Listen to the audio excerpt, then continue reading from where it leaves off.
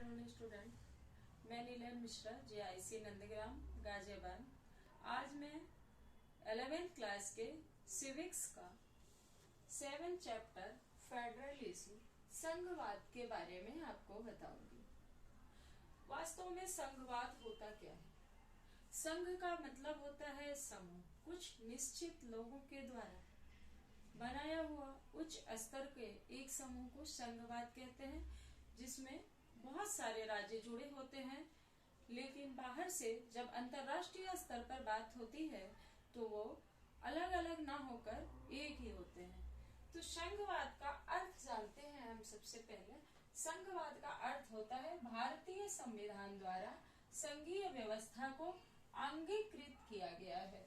यानी जब हमारे देश का संविधान बना तो जो संविधान निर्मात्री सभा थी, उन्होंने संविधान की प्रस्तावना में भारत को एक संघात्मक राज्य घोषित किया है। संघात्मक का मतलब होता है संघ का शासन, यानी अंगीकृत का मतलब स्वीकार किया है। संविधान को संघीय व्यवस्था में स्वीकार किया गया है।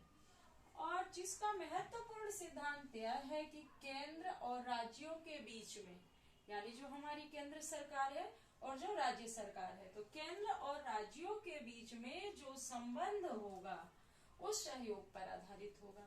यानी जब भी केंद्र है उसको जरूरत पड़ेगी राज्य को सहयोग देने की, तो वो हर टाइम परमानेंटली रेडी रहेगा।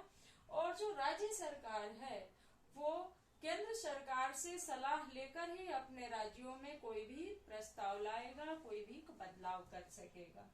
तो इस तरह यह दोनों आपस में मिलजुल कर एक दूसरे के काम में सहयोग करते हैं। भारत के संविधान में 2 तरह की सरकारों की बात स्वीकार की गई है। 2 तरह की सरकार होती है भारतीय संविधान में।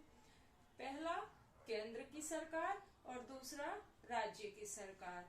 केंद्र की सरकार को शक्तिशाली बनाया गया है और राज्य सरकार को उससे कम शक्तियां प्रदान की गई है।